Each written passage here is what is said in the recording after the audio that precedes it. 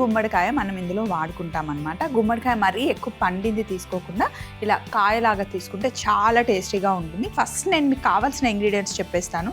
Simple recipe, tasty recipe. So మనకి cut చేసుకున్న ఉల్లిపాయలు, కొత్తిమీర, పసుపు, కారం, పచ్చిమిర్చి, నువ్వులు, పల్లీలు, అల్లం వెల్లుల్లి పేస్ట్, ధనియాల పొడి, ఎండుమిరపకాయలు, గుమ్మడికాయ ముక్కలు, కట్ చేసుకున్న వంకాయ ముక్కలు, కరివేపాకు మనకి కావాలి. సో ఫస్ట్ బాండి పెట్టుకొని సింపుల్గా మనం పల్లీలు 1 టేబుల్ స్పూన్ వేసి మంచిగా వేయించుకోవాలి. పల్లీలు, నువ్వులు రెండిటి కాంబినేషన్ వంకాయ వేస్తే ఖచ్చితంగా వేసుకోండి. చాలా చాలా టేస్టీగా ఉంటుంది. అంటే నో డౌట్ కాంబినేషన్ అనమాట. జస్ట్ వేపుడి చేసినా సరే, లేకపోతే టమాటా వేసి కూరలాగా చేసినా పల్లీల నువ్వుల పొడి వేస్తే బాగుంటుంది. బతుకమ్మని ఎందుకు చేస్తారు అని పిల్లలు ఎప్పుడైనా అడిగారు అనుకోండి, అంటే నేను మా నాన్నమ్మని అడిగాను చిన్న ఉన్నప్పుడు. నాన్నమ్మ ఏం చెప్పిందంటే, ఇప్పుడంటే మీరు కొంచెం పెద్ద అవుతుంటే వాటర్ ఫిల్టర్లు వచ్చాయి, ప్యూరిఫైర్స్ వచ్చాయి, కానీ ఒకప్పుడు మేము చిన్నగా ఉన్నప్పుడు ఊర్లో చెరువే, ప్రతిరోజు చెరువు దగ్గరికి వెళ్ళి మంచినీళ్ళు తెచ్చుకొని తాగాలి. అవే తాగేవాళ్ళం అనమాట. మాకు ఫిల్టర్లు అవి ఏమి ఉండవు. డైరెక్ట్ కుండలో తెచ్చుకొని పెట్టుకునే వాళ్ళం, బిందెలతో తెచ్చుకునే వాళ్ళం. కానీ అప్పుడు ఏంటి అంటే, వర్షాకాలం రాగానే కొత్త నీరు వచ్చిన తర్వాత చెరువులో ఆ కొత్త నీరు తాగడం వల్ల జలుబు, దగ్గు అవి నార్మల్గా వస్తూ ఉంటాయి. సో అప్పుడు ఏం చేసేవాళ్ళంటే, సీజన్ చేంజ్ అవుతూ ఉంది, అలాంటి దగ్గు, జలుబు, అలాంటి ఇన్ఫెక్షన్స్ ఏమీ రాకుండా ఉండడం కోసం అన్ని రకాల పూలని, బతుకమ్మలో పెట్టే పూలల్లో మంచి మెడిసినల్ వాల్యూస్ ఉంటాయన్నమాట. ముఖ్యంగా తంగెడి పువ్వుని బతుకమ్మగా పేర్చి బతుకమ్మని చక్కగా అమ్మ మమ్మల్ని కాపాడమ్మా, రక్షించమ్మా అని చెప్పేసి అందరూ మంచిగా సెలబ్రేట్ చేసుకొని పూజలు చేసి తీసుకెళ్ళి చెరువులో కలిపేవాళ్ళనమాట.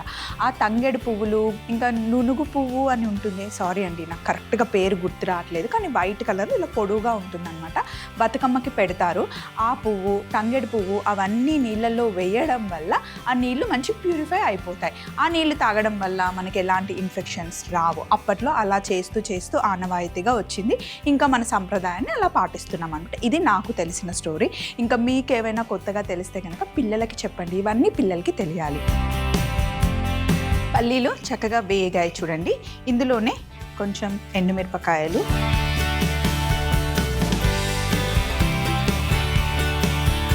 బతుకమ్మ పండుగని నానమ్మ మమ్మీ కూర్చొని బతుకమ్మ చేస్తూ ఉంటే మేము మా ఫ్రెండ్స్, మా పిల్లలందరం కలిసి రకరకాల పువ్వులు తీసుకురావడం అదొక సంబరం.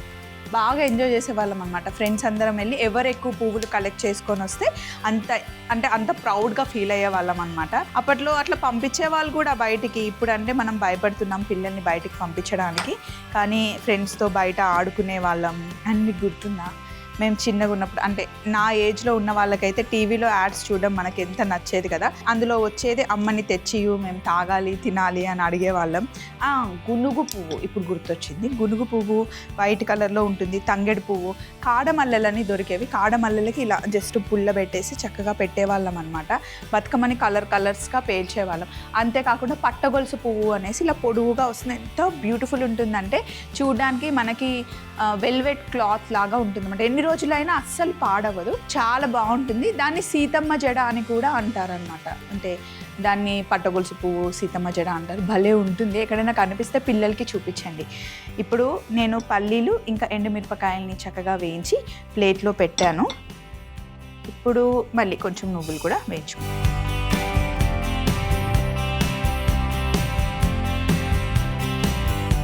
సో ఇప్పుడు నువ్వులు కూడా వేగిపోయాయి.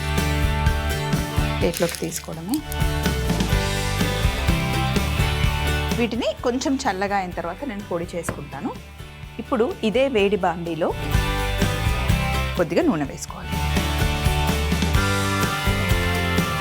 ఇందులో సన్నగా తరిగి పెట్టుకున్న ఉల్లిపాయ ముక్కలు, ఉల్లిపాయ ముక్కలు వేగేటప్పుడే ఉప్పు వేసుకోండి.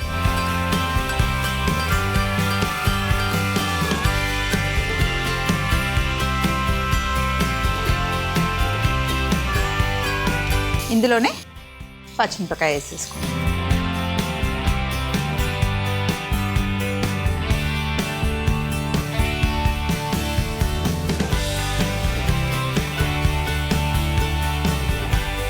అల్లం వెల్లుల్లి పేస్ట్ కొంచెమే వేసుకోండి, ఎక్కువ వద్దు. అలాగే పసుపు,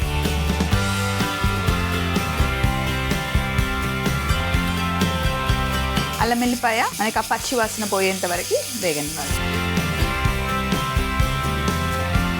ఇందులో గుమ్మడికాయ ముక్కలు వేసేసుకున్నాం. గుమ్మడికాయ ముక్కలు కొంచెం పెద్ద పెద్దగానే కట్ చేయాలి, చాలా సాఫ్ట్గా అయిపోతుంది, ఎక్కువ టైం పట్టదు. సో పెద్ద ముక్కలు ఉంటే బాగుంటుంది అన్నమాట తినడానికి. గుమ్మడికాయ అండ్ వంకాయ కూడా వేసేయండి, రెండు ఫాస్ట్గా ఉడికిపోతాయి.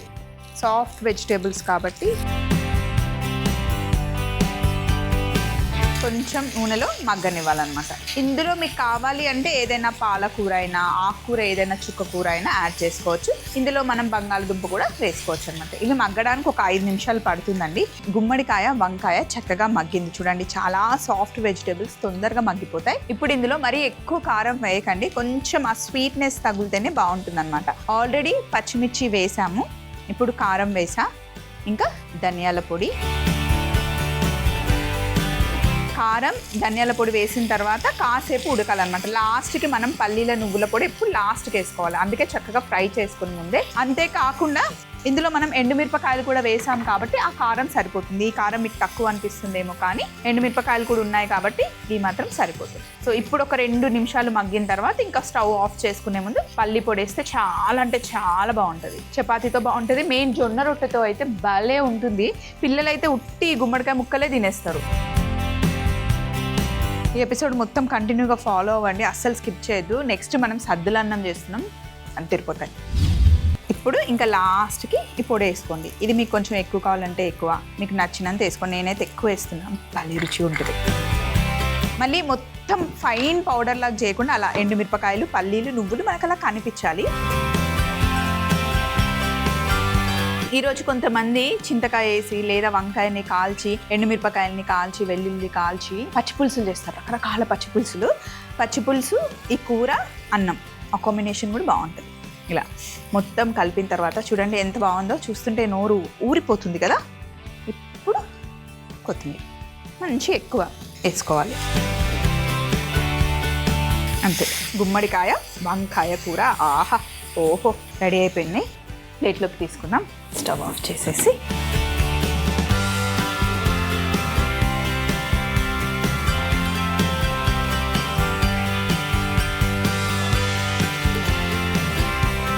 మేము చిన్నప్పుడు చెరువు గట్టుకు వెళ్ళినప్పుడు అమ్మ నేను డాడీ అందరం వెళ్ళి చెరువులో బతుకమ్మ వేసి వచ్చే లోపల చెరువు దగ్గర ఉన్న చెట్లు ఇస్తరాకుల చెట్లు అని ఉంటాయి, అవి తెంపి అక్కడికక్కడే ఇస్తరాకులు కుట్టేదన్నమాట. అందులోనే ఫ్రెష్గా వడ్డించుకొని తినేవాళ్ళము. మా నానమ్మకి ఒక టీము, వాళ్ళ ఫ్రెండ్స్ అందరూ ఉండేవాళ్ళు.